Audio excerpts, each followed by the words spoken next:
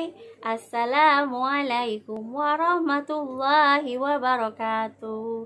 Welcome back to my YouTube channel, khususnya di Kajian Muslimah bersama Menuju Kafah. Bismillahirrahmanirrahim. Innalhamdalillah namaduhu wa nasta'inuhu wa nastaghfiruhu wa na'udzubillahi min syururi anfusina wa min sayyiatina. Nah, sahabat muslimah dimanapun kalian berada, hari ini Bu Leni akan melanjutkan pembahasan mengenai materi balik dan pubertas, khususnya untuk muslimah. Buat sahabat sebelumnya yang belum menonton kajian muslimah part 1, bisa cek di sini ya. Nah, jadi hari ini kita mau bahas apa? Tentunya akan melanjutkan materinya dong.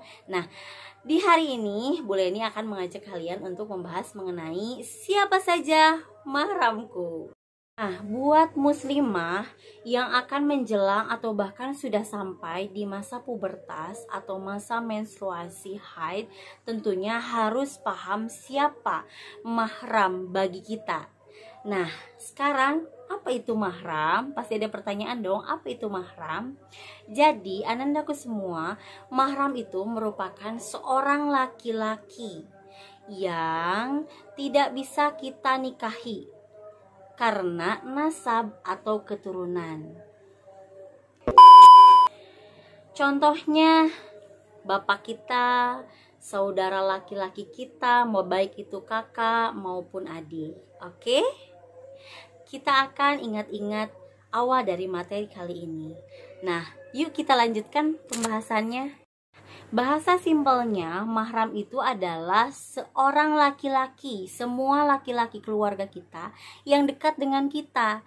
Karena kenapa kita harus tahu? Merekalah yang boleh melihat kita. Yang pertama, ketika kita membuka jilbab kita, terus terlihat rambut kita. Kalau di luar dari laki-laki yang dekat kita, keluarga itu atau disebut mahram itu, maka kita akan berdosa.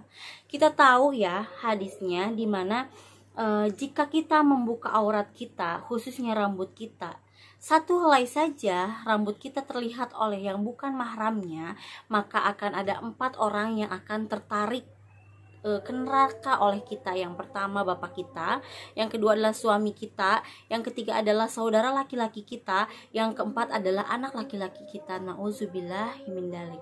Jadi amat sangat para muslimah dimanapun kalian berada, ini harus benar-benar sangat kita niangkan di dalam pikiran kita supaya benar-benar menjadi pengingat. Karena satu dosa, satu kesalahan saja kita bisa menarik 4 orang laki-laki yang kita sayang loh. Nauzubillahi min dzalik ya.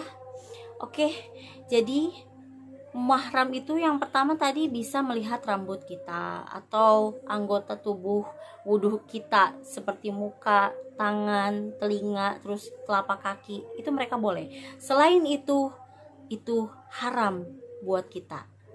Selain itu kita dosa memperlihatkan aurat kita ke bukan mahram kita. Yang kedua, kita bisa berjabat tangan bersalaman dengan mahram kita. Terus yang ketiga, kita juga bisa safar dengan laki-laki mahram kita. Safar itu adalah melakukan perjalanan, misalnya kita mau pergi ke Surabaya ditemani oleh saudara laki-laki kita, itu mahram gitu kan, muhrimnya. Nah, selain itu mahram juga itu berkewajiban untuk istilahnya apa ya, menafkahi atau memberikan kasih sayang kepada kita, karena kita adalah senasab seketurunan begitu. Jadi kita tuh kayak sebagai muslimah punya hak untuk diberikan kasih sayang gitu kan, diberikan nafkah oleh mereka sebelum kita nanti mendapatkan suami, di mana suamilah yang akan menafkahi kita. Itu masih jauh ya, khususnya buat kelas 6 mama, nggak apa-apa. Terus mahram kita juga bisa menjadi wali nikah kita. Walau alam kan kita nggak tahu bapak kita itu akan ada di dunia sampai kapan. Mungkin saja ketika kita menjelang menikah beliau sudah dipanggil oleh Allah dan lain sebagainya. Tapi mudah-mudahan waktunya adalah waktu yang terbaik menurut Allah. Nah, jadi mahram laki-laki itu bisa menjadi wali, khususnya yaitu saudara atau golongan laki-laki dari saudaranya bapak, misalnya adiknya bapak, kan kita paman tuh. Nah, itu adalah bisa mewakili kita menjadi wali di pernikahan. Namun kalau saudara laki-laki dari mama, misalnya paman dari mama, itu nggak bisa.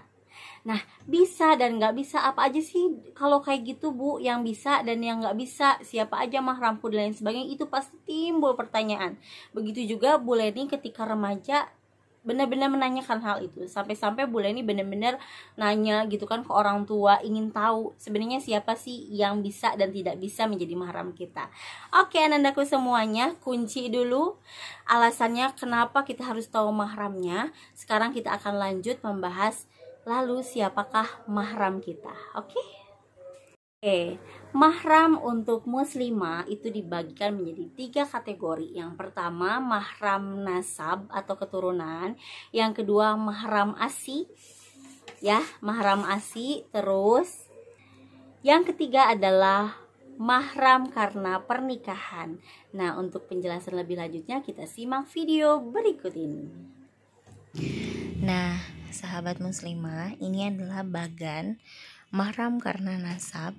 Yang pertama, jadi yang di gambar hijau ini adalah mereka yang mahram kita karena satu keturunan, yaitu kakek dari bapak, kakak dari ibu, terus bapak kita, paman atau adiknya bapak, kemudian paman dari ibu kita, terus bapak dan ibu kita itu punya anak, kamu, terus ada juga saudara laki-laki.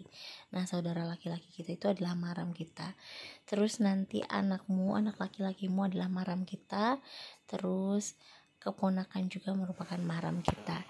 Nah, inilah bagan sederhana yang menunjukkan untuk mahram karena nasab. Yang kedua, ini adalah bagan mahram karena asi. Jadi ketika kamu dilahirkan, misalnya kamu memiliki ibu susu atau ibu orang lain yang menyusui antum, dikarenakan mungkin orang tua ibu antum itu tidak bisa memberikan ASI, maka terpaksalah ASI oleh orang lain.